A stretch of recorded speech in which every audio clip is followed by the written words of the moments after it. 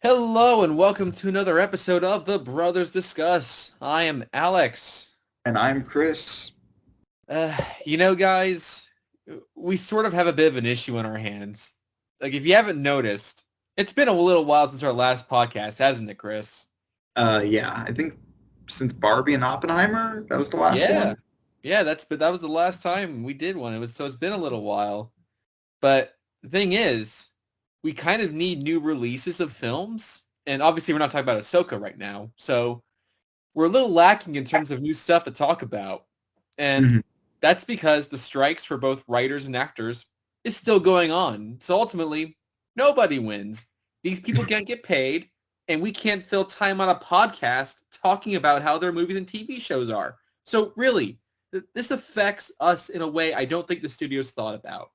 Like, the studios aren't just hurting the writers and actors. They're hurting us too. So if you're trying to place blame on those trying to get paid, blame the studios.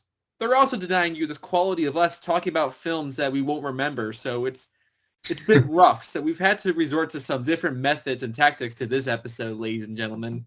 Just on that note, real quick, like, if you had told me in the beginning of the summer that we'd be in September and this would still be going on, I don't know if I'd believe that because I can't remember now because we talked about it so long ago. Like, I can't remember how long the 2007 one went for. So yeah, this feels very strange that we're still in this and there's no end in sight because studios are just okay with losing hundreds of millions of dollars. I think it's just also just like, especially a huge drop off after like the busiest summer since like pre-pandemic, Yeah. where you had like a huge release coming out like every week, and you always had something to talk about. Now you're just kind of like, we're waiting on just things, and things just keep getting delayed. So Yeah. I don't know. There's no clear end in sight. Yeah, I know. They could just pay these people instead of losing money. That'd be the simplest It option, seems like but a total no-brainer to me. yeah. But as I've said, we've had to resort to picking on different people this time around. We're going to be talking about stuff that is not made by professionals. We're going to be talking about stuff that's made by fans, fan creations, fan fiction. It's been a part of nerd culture for a very long time now. Like, if you want to talk about modern fan fiction, that goes back to like the Star Trek days. Gay Kirk and Spock fan fiction. Fans have been making their own thing for a while now, and recently there's been a double feature of big profile fan films on superheroes. So we're first going to talk about Superman Solar. And I have no idea what that title is meant to be other than the fact that Superman gets his power from the sun, and it's a title that's not been used yet. So this is essentially a smaller, down-to-earth country Clark Kent farm boy story. Um, what was your takeaway on this? Because I thought this was just nothing but a boring film about nothing. Yeah, well, I mean, I guess we'll see in comparison. It is only 30 minutes, which, yeah, 30 minutes is too long for this, but it is only 30 minutes. Um, yeah, and I was just kind of mostly bored about this. And I'll be honest, I didn't even know this existed until you said we have to talk about it.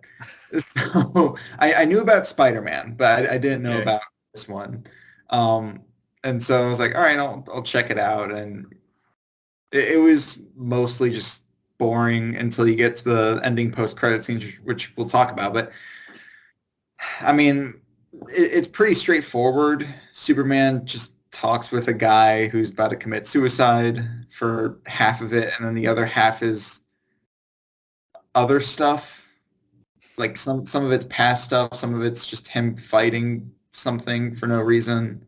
It's really weird, and yeah, like you said, nothing's really happening in it. It's just a lot of dialogue.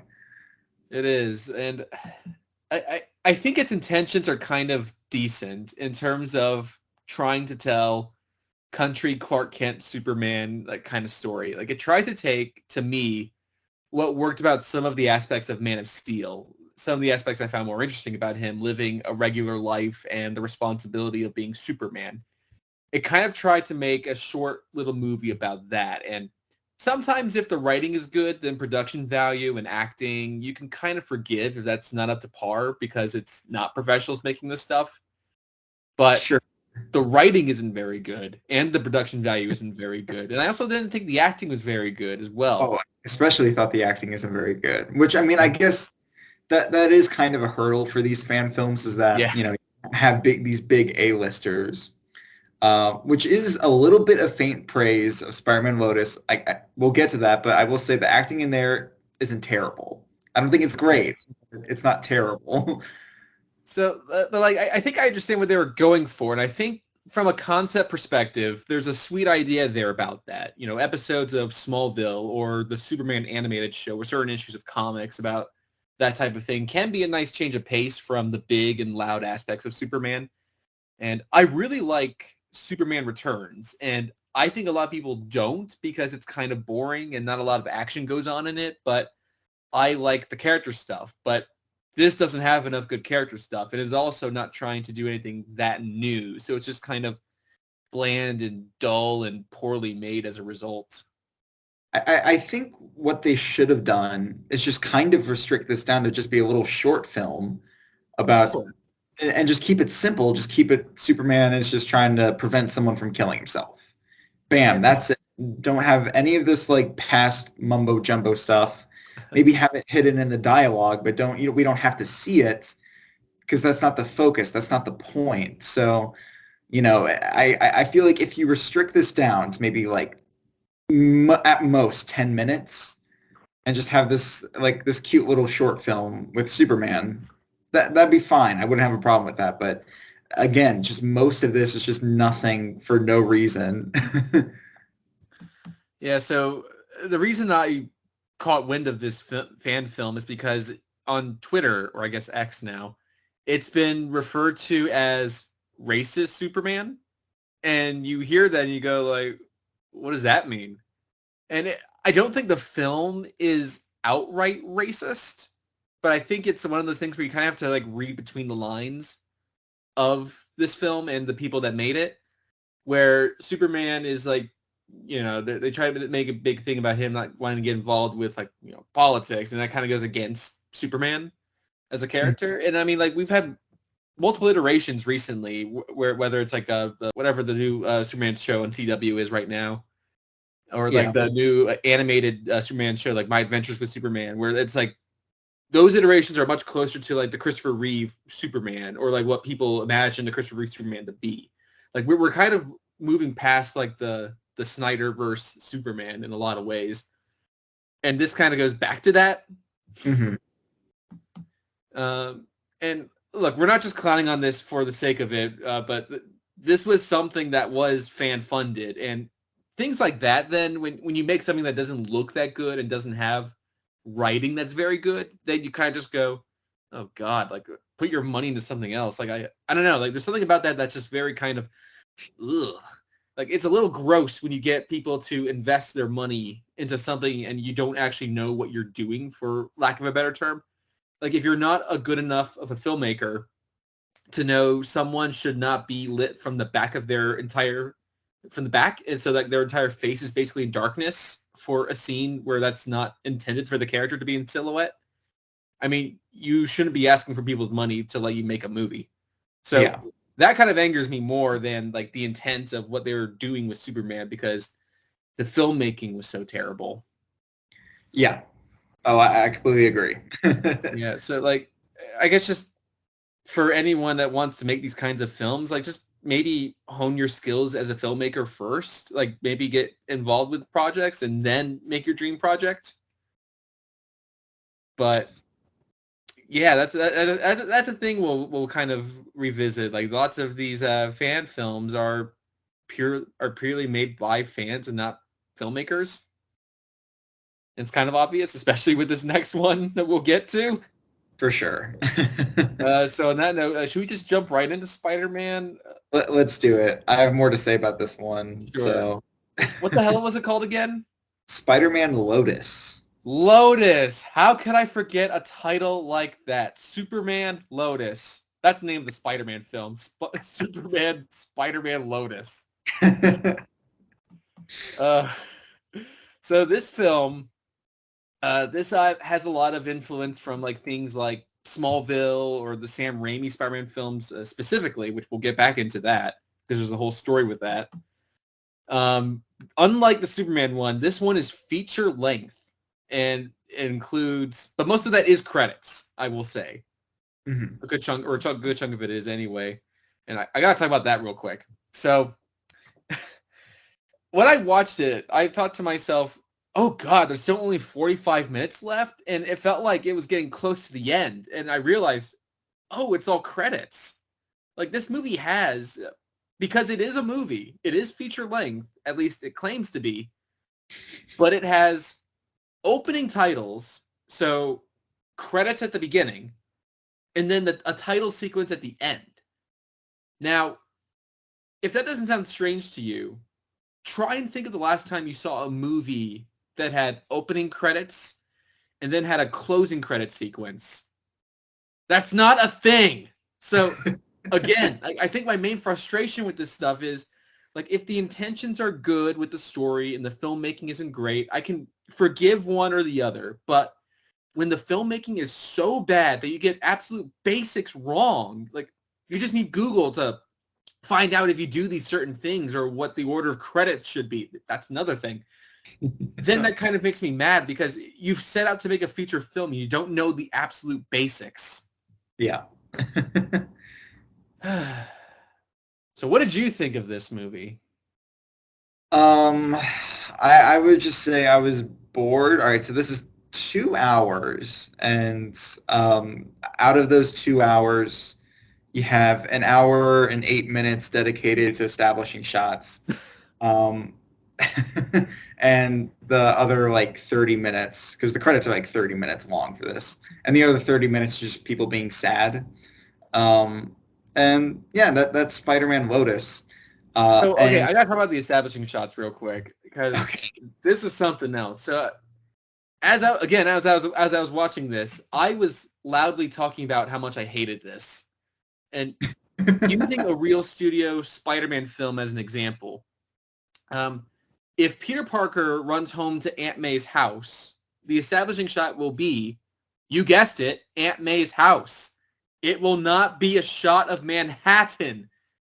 That's what this would do. It'll show like just the city of New York, and then Peter will walk into his house, and it's like, what is that? It's just filler. Like you're filling the movie with probably drone shots they purchased of New York. Like stuff like that is just really annoying because if you don't have enough meat to make a feature film and you had to pad the runtime with credits and with establishing shots of New York, make a short film. It doesn't have to be feature length. Yeah, yeah. And I think this is probably something we'll talk about later, but as a quote-unquote filmmaker making these fan films, um, I feel like the biggest hurdle they have, and they don't even know it, is that they have a huge problem of letting go of their egos. And they get so obsessed over like the smallest things because, you don't have the budget to do a huge giant CGI fight with Green Goblin or whatever. You have to make do with what you have. And, but there are things you can do. Like, for instance, you can just use a drone and get some good, establishing shots of New York City. And, oh, maybe we took too many of them. But you don't want to leave those out, so you have to put those in. And and they're really long shots, too. It's like they could probably go over 10 seconds. Establishing shots shouldn't even go over like 3 seconds. They should be very quick just to establish where the scene is going. And so yeah, and it's just all these like little amateur mistakes, but well, while you're in the moment filming, it's probably things that's like, oh, this is stuff that we just need to throw in there, and I feel like that's the biggest hurdle that a lot of fan films have is that yeah.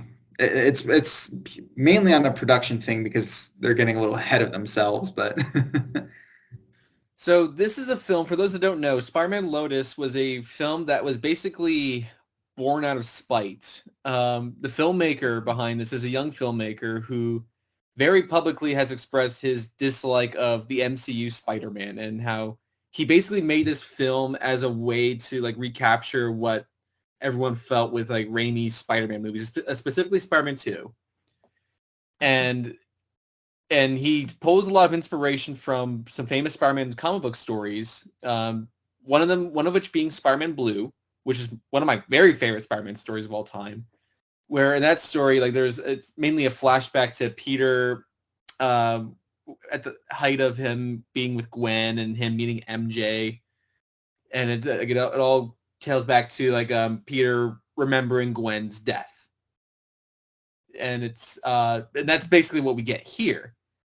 The problem is Peter in those flashbacks looks like a crazy person, where like he just looks like he's like this close to like skinning these people alive, where you have Peter Parker narration over this, and he just doesn't look, he just looks miserable the whole time. Yeah. And then on top of that, it also tries to be bombastic because we get a sequence where Spider-Man fights the Shocker, and he's making jokes throughout the whole thing. And it's one of those things where you just go, this is why they don't do a lot of jokes in the movies. Because yeah, Spider-Man makes jokes in like the Raimi movies, but they don't really come that frequently, especially when the situation is so dire, like he can't make a joke. That's why I think Spider-Man joking works in things like animation. Yeah. Because you can do that, and if you do it in a live action movie, it doesn't really quite work. But then when you try to rationalize that by saying like this is what the fans really want in a Spider-Man movie, like you're just gonna get clowned on as a result. Mm-hmm. Like the notion of them saying like what we're doing is better than the MCU Spider-Man. It's like, no, it's not. You still got to work as a movie first. Yeah, and that's the main thing, and I agree because I know like production for this movie started kind of around the time, or at least pre-production started kind of around like the Far From Home era. Yeah. You know, which I agree. Like I didn't care for Spider-Man at that point in the MCU. Like I like him after No Way Home, but during that point in the MCU, it's like, yeah, I can kind of see this. Would I go out and make a fan film that is meant to rival that? Probably not, because I know there's no way I'd be able to, even beat that. There's so many limitations to that. And that to me is the biggest thing, is that this is a fan film that is meant to rival multi-million dollar blockbusters over the same character. It just doesn't work that way. It's not. Yeah. That's not something you can just do. Yeah, and like we've talked about in the past our thoughts on the MCU Spider-Man, what we've liked and what we haven't liked, and one of the things we really don't like is what they've done with the suit. Basically, Tom Holland wears a suit on set, and they smooth it over in post with a CGI suit, basically. So there's no wrinkles, and it just ends up looking fake. And it's looked that way since Civil War. Like they changed the suit in production, so you can kind of forgive it there, but that's an annoying thing that they do. And one of the early things from the production of this Spider-Man Lotus, by the way, Lotus is a flower, so that's what it means. Spider-Man flower. So there was a shot of the actor in the suits, and the lighting is very good. And everyone is saying, like, why can't we get this in a real movie? And I so don't care about the quality of a costume in a fan film anymore, because we see great cosplay all the time on Instagram and TikTok and wherever. So that is not impressive to me anymore. Making a really great looking Spider-Man costume is not impressive to me. And then when you see it in the film, it stops looking that good, because it's not like a photo under certain lighting where everything looks great for that one photo. So I thought that was kind of funny. The one thing it had going for it was its costume. I didn't even think that looked good in the movie. And another story this pulls from is The Kid Who Collects Spider-Man. And it's a famous Spider-Man story. It's a lot of people's favorites. It was even adapted in the 90s animated series. And spoilers for that story and for that episode, in it is a reveal that the kid is sick or has some sort of terminal illness, instead of what they do here, where they just flat out tell you that the kid is dying. You're real, yeah. Not to mention, I didn't look back, but I think the letter said he's been diagnosed with terminally ill. I could be wrong, but I feel like it says something stupid like that. So it's like it establishes that part of the story by saying like he's a sick kid. It's like, okay, there goes that reveal. Like we're just starting it that way. Mm-hmm. But then they also do like stuff with Harry Osborn. They do the stuff with the Green Goblin, and it's just a really, really, really boring movie. And again, I like the idea of just a character story where maybe you get the one action sequence. And I thought they were doing something kind of clever at first where you weren't going to get a full-on flashback to Spider-Man fighting the Green Goblin. You'll just hear Peter remember it, like him yelling at Goblin about Gwen who's died and what have you. I was But like, then you fight that's anyway. kind of interesting. But then they also did it in the opening credits, so you just get the full-on scene, and they don't have the production value and budget to properly do a big fight, and it kind of looks okay. Like they try and hide, and again, pad out the runtime, but they try and hide imperfections of their production by doing like extreme close-ups of Spider-Man's eyes over and over again throughout the film, and that works if you're trying to show Spider-Man's intensity or something like that. Like, but they just do it at random moments. Like, is he thinking? Is he happy? Is he considering something? Is he mad? Like, you have no idea because his face is underneath a goddamn mask. But they just do close-ups of his Spider-Man eyes. So annoying. What else do you want to say about this? Kind of something you mentioned earlier was just kind of like the partially the acting, but you know, a huge majority of basically the whole thing relies on like how much this entire friend group has fallen apart ever since he died. Yeah. But you don't really see a contrast between like the group then versus the group now. Exactly. Kind of act all the same way, and they're all written the same way. Or, well, I guess they're written a little bit differently, but the performance in the flashbacks, you kind of said this earlier, is that like it's just the same throughout the entire movie. It's like this is you should be happy. I mean, you have like, you know, the like video montage of all of them just goofing around, and you know, I'm sure that is probably just some behind the scenes footage they just threw in there. But still, I mean, it's something at least. But you have this scene where like Peter's about to propose to Gwen, and you know MJ and Harry, they're all supposed to be happy, but they all just have such a blank and straight face. It's like this is supposed to be the uplifting part of the movie, and then it's to hurt even more when it's all crumbling down. But it just feels the same. None of it's changed. Mm-hmm. Another problem I have with this is like obviously like it adapts lots of famous Spider-Man stories, but it doesn't really do anything new. It doesn't have anything new to say about Spider-Man as a character. Like it's just adapting the stories like pretty much verbatim. Yeah. I've been rewatching Batman the Brave and the Bold recently just because I've been in a Batman mood. And I watched the episode Chill of the Night. And basically what happens in that episode, it's like these characters are basically betting to see if Batman will kill the guy that killed Bruce's parents. And like it's like this cosmic scale of justice and vengeance, basically. Where basically Bruce is sent back in time to where his parent to be with his parents again, and then also he sees the killer as well. And it's like a Christmas Carol-esque sort of tale of Batman, where it's like a good introspection look of Batman as a character. Like that's just interesting to me. Maybe you could do something like this, where like you have like Madam Web, basically like tell Peter about like, remind Peter the person that he is, despite the fact that he lost Gwen and all that, and it's simple. You could just plop an old lady in a chair, buy a smoke machine, and boom. Like, but the fact that these kinds of interesting stories like don't cross these filmmakers' minds is just it just goes to show that their priorities are just like we want to give what the fans really want, which is these stories in live action, and just not really do anything new with it.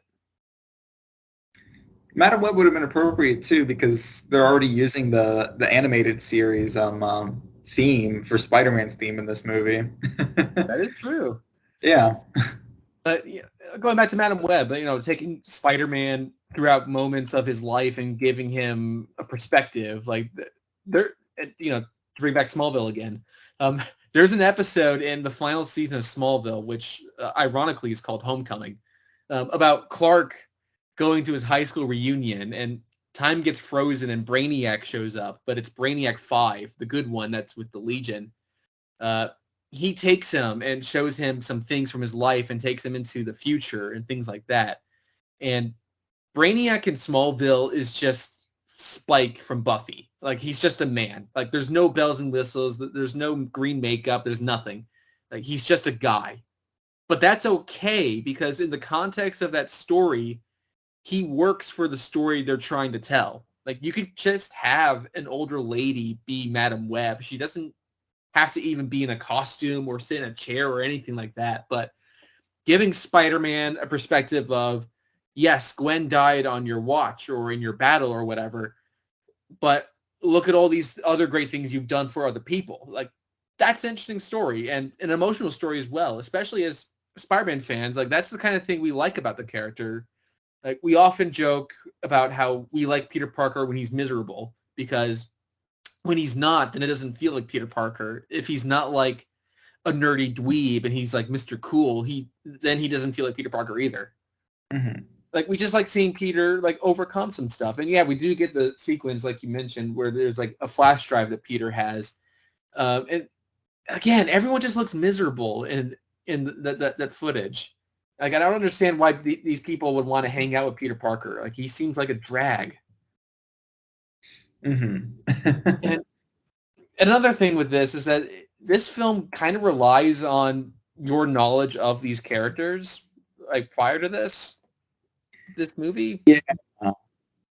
Like, there's a scene early in the film where Peter is at Gwen's grave and MJ comes to see if he's okay, and Peter gets mad at her for being vapid and all these things, like, you never really liked Gwen, you were jealous of her and things like that. And it comes out of nowhere because we have no idea what the relationship MJ had with Gwen or Peter has with MJ. It's very strange. And again, with prior knowledge of Spider-Man, you can understand where that scene would fit and things like that. But in the context of the film, there is no context for any of that. So it's very, very frustrating to watch and just very dull and boring. Just a miserable experience watching that. Mm-hmm. And that's not even getting into the controversy surrounding this film with all like the leaked DMs and all that. And apparently like the actor that played Spider-Man has said some things, and he blames it on like homeschooling and having a sheltered life. But it just sounds like these people are like awful behind the scenes. Yeah. And that obviously that's nothing to do with the quality of the film itself, but it just adds on to like this overall experience. Like, through all of that, this is the film that they made. And again, and then there was even a point where John Watts was giving praise to Spider-Man Lotus, like telling the director, like, hey, good job on this, we support you. And then apparently behind his back, he was like, oh, but his film is still shit anyways. So like, I don't really care, but it's like, that's a dick move either way. Yeah. But again, the reason why we got this in the first place was because this was a film that was made out of spite. And it's the reason these kinds of films get made is that there's like a hunger amongst fans. Like, this is something that they want and need. And in an era of the Spider-Man PS4, now PS5 games, the Spider-Verse movies, No Way Home, you're telling me that with all of that, you're still not getting what you want for a Spider-Man project? Welcome to Spider-Man Twitter. Yeah. I mean, I'm not saying you have to like everything either. Like, I mean, obviously the Amazing Spider-Man comics, the current run right now is not sitting well with a lot of fans. But, you're telling me that there's not one thing you can grab onto, get your Spider-Man fix from? And on top of that, there's just a whole backlog of Spider-Man stuff. They just want Spider-Man 2 again. That's the whole point of all of this. Just go watch Spider-Man 2 then. See, I get mad when I hear people say, like, I'm not getting my Spider-Man. Like, how fucking greedy are you? Like, I mean, there's so much Spider-Man out there that, like, what are you not getting? Like, if you're not getting your fix at all, then maybe you just like one particular type of version of the character. Like, I feel that way with a lot of different things, like people who only want the Snyder versions of the DC characters. Like, there's a lot of that out there. And then meanwhile, I sit here as an X-Men fan like, oh, yeah. It must be terrible not getting your version of the character ever. Anything else to say about Spider-Man Lotus? I don't know. I don't think so. Yeah. There's not so much to talk about here.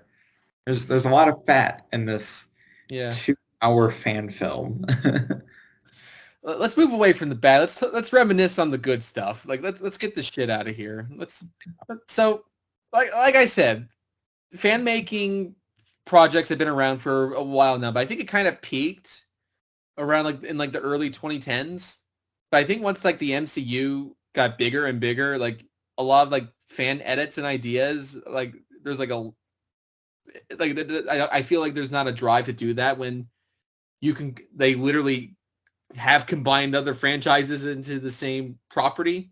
Mm-hmm. Like there's a time where like all you had to work with was like Fantastic Four, Raimi's Spider-Man, X-Men, Daredevil, Blade, Ghost Rider, stuff like that. And now like with movies like Avengers Endgame or No Way Home or Doctor Strange, where you can combine like Reed Richards meets Charles Xavier meeting Captain America and all that stuff like that. Suddenly there's not like a need or desire to make fan edits or trailers or anything like that. Mm-hmm. But for me, I and maybe you feel the same way, but I think what makes a good fan trailer or concept or edit is if you have like a specific concept or idea or some sort of creative look into how you can do something that's different. You know what I'm saying? Yeah. Go bigger than just, making a movie directly based off of surface level details off of a few comics you liked back in the day. Exactly, yeah. And I think the best ones are like the smaller ones to me. And I think among the kings of like the fan edits was like the famous YouTube channel Bat in the Sun. And they've made quite a few Batman short films. Notably, one of them was called City of Scars.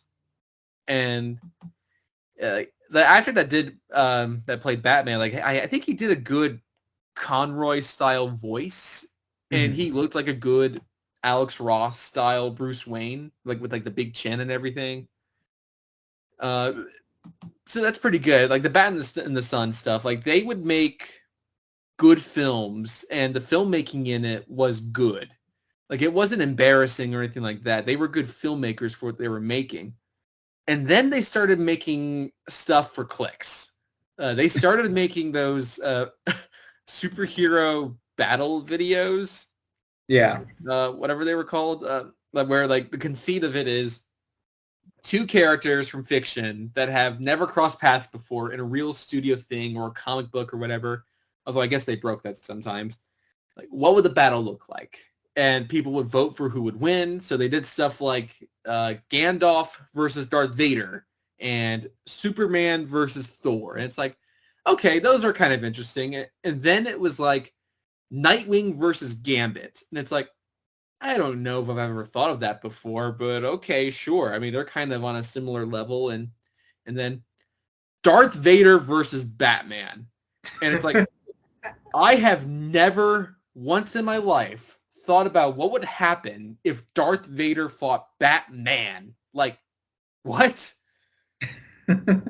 But there's a charm to that, though. It is just a big old game of like, what if this happened? Who would win in a fight between these two characters? But that's entertaining at the very least because it's different. It's something you will never see happen in Hollywood. So, take what you will.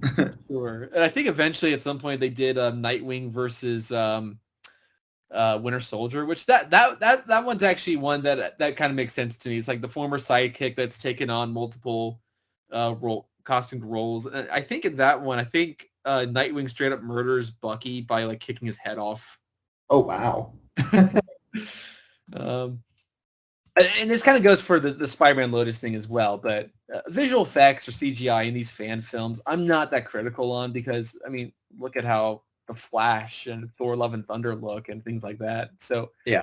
if it's not perfect, but it doesn't look too bad, then I'm fine with it. But when it's kind of embarrassing that you've spent money on something and it doesn't look good, it can be sad. But these kinds of YouTube channels, they tend to work within their means. Like, it's not like they're trying to do like Clayface or anything like that.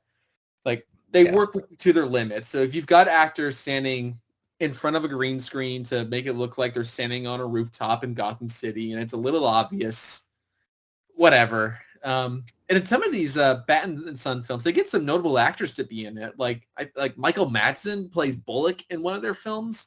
Like, I remember watching that and I was like, what the fuck? It was unbelievable that he would be in a Batman and the Son film. And then Chris Daughtry, the rock singer, played Hugo Strange. That was an interesting one. I don't know what to make of it. And on top of it, there's just so many Nightwing films and fan series out there because he's a character that hasn't been done in live action, or at least as Nightwing at the time, before Titans. He was a very popular character in comics, so he was a character people wanted to see. And also because he's a guy in a suit who's street level, so it didn't require a lot of effects and things like that. And some series did decent jobs by having guys who could put together good fight sequences, for example. So that stuff looked okay. I don't know if I've liked any of the costumes I've seen for Nightwing. I don't even know if I like the Titans one that much, to be honest. But it's funny that it seems like it's such a simple costume, but a lot of people don't want to wear like a Spider-Man style spandex onesie. Like, they think it should be something a lot more like tactical than that. And then a lot of the tactical ones I've seen don't look like it fits Nightwing either. So it's like a what do you do type situation. Yeah. It's like Nightwing is an acrobat. Like, why do you want to make him look like he's in like Spartan armor? Right. Same with like Deathstroke. I don't understand that. But a fan series I liked way back when was, and I told you about this the other day, was the Joker blogs. Mm-hmm. Let's talk Joker blogs real quick. So for those that don't know, so after The Dark Knight came out, everyone was dressing up as Heath Ledger's Joker at some point, and everyone had a Joker impression, but one that was very good and wasn't even trying to be an impression, was just basically trying to continue that type of a performance, was this guy, Scott McClure, who put together the Joker blogs, which were Joker being interviewed at Arkham Asylum after the events of The Dark Knight by Dr. Harleen Quinzel. And these sessions are videoed, and he interacts with Harleen over and over again, and sometimes there'll be other characters like Hugo Strange or Scarecrow and characters like that. And then Jeremiah Arkham, the owner of Arkham Asylum, becomes a big character in it. And Joker breaks out and wants to interrupt Harleen's wedding. And it was very well done. It clearly wasn't very expensive to make because it was just people sitting in front of a camera in a white room. It's very straightforward, and it was always exciting when a new episode would come out. And then with time, they got a little popular, and they decided to actually put some money into this, and they started doing a second season or series where it was shot more conventionally, like a regular show or film. And the thing that always worked about it is that these guys were clearly actors that put this stuff together. Like, the filmmaking was good. It was standard.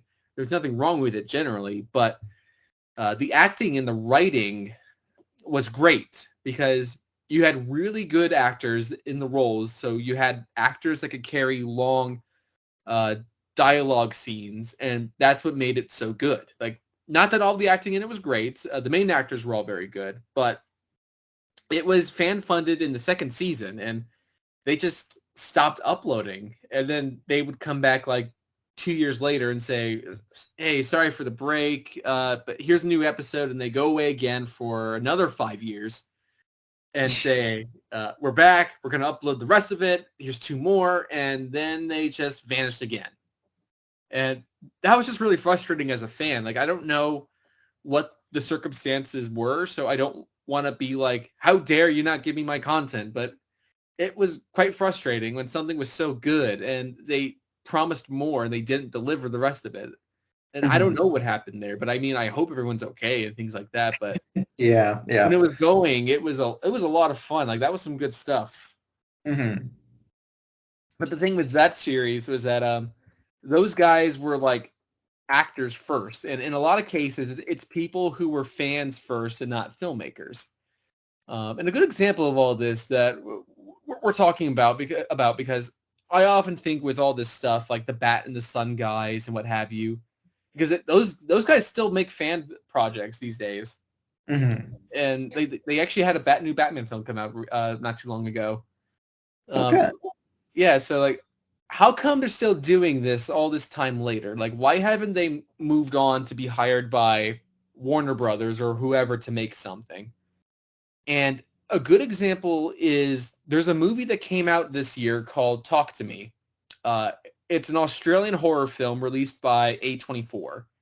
And the guys who made it had a YouTube channel, or still do have a YouTube channel, where they would make these fight scene, like funny fight scene videos. And it was clear they had a good sense of how to shoot action and gore, and they had someone that did makeup pretty good in their crew, and they would make these films, and now they've made a real movie that's now critically acclaimed, and people have talked highly of it.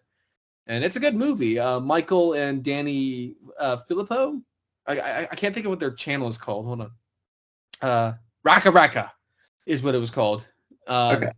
Not all of their stuff is for me, their sense of humor, but they used to make some quality looking stuff, and now they've actually made a movie.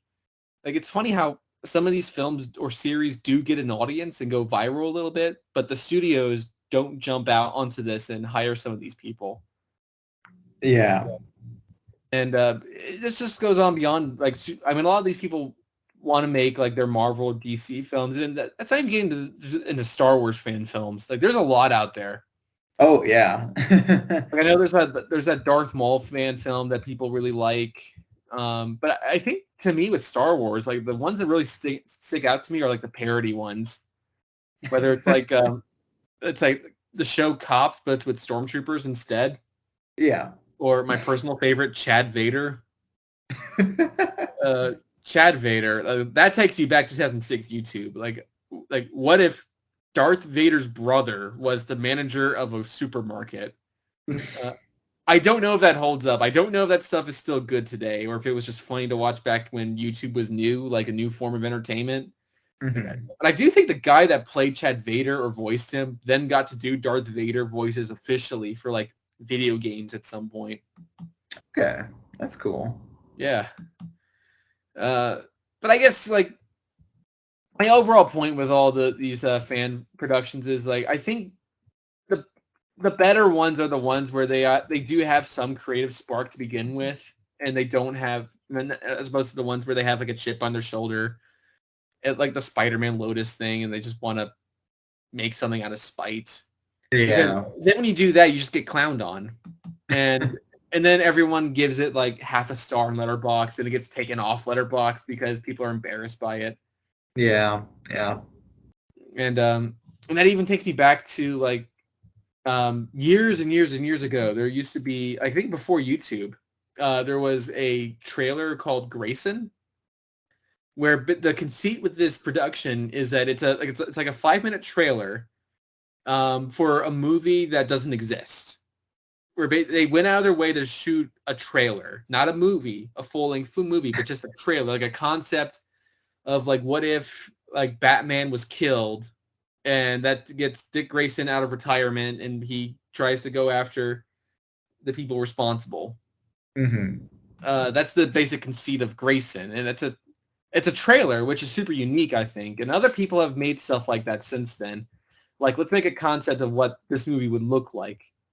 And they released their making of videos like a long time ago, and it was the kind of thing that made me go like, oh wow, this stuff is so simple. To make it look like they're firing a gun, you do a close up on the actor, and then you have a strobe light go off, and it's like, wow, I never would have thought of that. Like, it's so simple once you know, but it's really creative.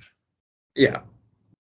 And when Chris Nolan made Following, his first movie, it was like making several short films a weekend for like a year. It's like, well, we can't have a gun. We don't want a fake gun. So the character will use a hammer. We have access to that. And you learn stuff like that. And you can make this stuff yourself. And you only have to focus your budget on paying your actors and your crew and like getting sound equipment, what have you. And Right. with that Grayson film, I'm pretty sure they recorded all the lines in post later, but because it's a trailer, they get away with it. There have been other good short films, like I don't know if you've ever seen like the Punisher Dirty Laundry film. It's the one that Thomas Jane made as a bit of a passion project because he never got to make a sequel to Punisher. Okay. That one's pretty good. There's the Venom Truth and Journalism one, where Ryan Quantine plays Eddie Brock. He's a really great actor, and they also made that Power Rangers one. I know not everyone likes that one, but I think the filmmaking aspect of it is very good. And like, what if we did an R-rated, in the future, Power Rangers film? And I think it's got some merit. And for some reason, a lot of notable actors are in it, so that's interesting. Like James Vanderbeek and Katie Sackhoff. It's like a lot of noble people. Yeah. Before I guess we finish up, I did want to mention one kind of fan thing that's maybe going to become the new trend. As we talk about the strikes, and one of the things they're striking about is AI stuff, and that taking the place of writers and actors doing their jobs. And I don't know if some of the special effects in these films are AI generated. I definitely got that sense with the Superman one. There are fight scenes that just look like Man of Steel, like Zod and Superman fight. So it's like, do you type into a program like, give me Superman fighting Brainiac, and you get something that looks like Man of Steel? I don't know if that's what they did, but that crossed my mind. But something that's a recent phenomenon is like AI, like ASMR and words of affirmation videos and things like that. And one of my favorite things at the moment, and I don't know if this has been recommended to you on YouTube or not, is this Batman that gives you words of encouragement videos, and it's AI generated. It's not even a voice actor. Like, some of these might have voice actors in other channels, but this one channel is AI Batman, who sounds like Kevin Conroy, talking to you about overcoming anxiety. And Yeah, I think I have seen this before, actually. Yeah. yeah, and like Batman talks to you about loneliness. Batman encourages you after a relapse. Batman talks to you about overcoming your porn addiction. That's the one. And I listened to it and it was like, what could that possibly sound like? And it's like, I understand the concept, right? Like if you need some words of encouragement, like you want to listen to a familiar voice, but it is Batman talking to you, and like maybe Kevin Conroy's Batman is familiar. Like, I understand where that could possibly make sense. But it's like, it's Batman. It's the character that's meant to talk to you about this. He'll say like, I know times are tough. When my parents were murdered and Alfred looked after me. It's like, whoa. But then there's been recent projects that have used AI. Like there's, I don't know if you've heard of this controversy or not, but there was like very, very recently, there was like this stop motion animated Scooby-Doo project. I think it's like a Scooby-Doo meets Five Nights at Freddy's sort of concept. Okay. Where like the animator like made like a painstaking effort to recreate like the 60s stop motion animated like Christmas specials, like Rudolph and Santa Claus is Coming to Town, but with Scooby-Doo. Yeah. But they're just animators, so they didn't have voice actors, so they used like AI generated voice actors. And that got attention from Gray Delisle, who has voiced Daphne for quite some time now, and is like, well, I'm never working with this person, and I'm going to tell all my actor friends about all this. And it's like, well, as much as I don't like the idea, this gets into some interesting territories. Like, as much as I don't like the idea of AI replacing artists, if you're Yeah. just a particular kind of artist, like a stop motion animator, could you use a shortcut like AI to help get your art across? I would be okay with that. Just because, I mean, yeah, there are limitations. Yeah, like, do you do this to like make up for it, and then do you shortcut in other places? It's an Yeah. interesting discussion. And like with the Spider-Verse movies, like it's not AI generated, but they do have like bots that they've built to like assist them with the animation. Yeah. So it becomes a tool. But I think if you use it like a tool, I think it's fine. But if you're Mhm. like a crypto bro and be like, hey, I typed this into an algorithm and look what I got, and it's like an AI generated art piece, like that doesn't count. You didn't make that. Yeah. That reminds me, there's a commercial. Like I think it's a real commercial that was shown on TV that they typed into an AI program. Give me something that looks like The Great Gatsby, and one of the shots in it is literally the meme of Leo holding up the glass and the fireworks going off in the background. Like that is just a ripoff. Like you can't possibly think this is an amazing program. Like look what it created for me when it just creates something you've already seen just with a Yeah. different face. Like that's not creative. Hmm. But like to circle back to like fan projects, like is there a mainstream audience that would want to see like Batman versus Darth Vader or Spider-Man versus Darth Maul in a movie theater? Like, is there an audience for that? And like, if it's just like a long fight scene movie with very little character development, like I think there probably is. Which I don't know if it's good or bad. Um, it's bad. Like I don't know why I said that. It is bad, but there's an audience for everything. Is my point. Just because it's not for me doesn't mean that there aren't other merits about it that I can't appreciate. And Hmm. it feels at times we're in this creatively stifling time in movies. And so far, I've got a list on Letterboxd where I rank all of the comic book films that come out in the 2020s. And the list is already up to 23 movies. And Oh, wow. that's not counting all the DC animated stuff, but there are so many animated Batman films, and I've seen all the live action ones besides Blue Beetle, but I don't need to get into that.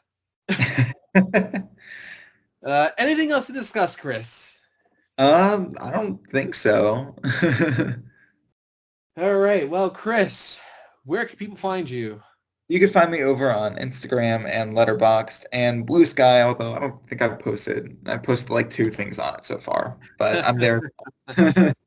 Yeah, you can find me on Letterboxd, Blue Sky, X, I guess, and Insta. So yeah, there was an actor in the Superman Solar film named Jimmy Olsen. Did you notice that in the credits? I didn't know. There was an actor legit named Jimmy Olsen, and he did not play Jimmy Olsen. Ah, What a wasted opportunity. You could have said Jimmy Olsen played by himself. that would have been perfect.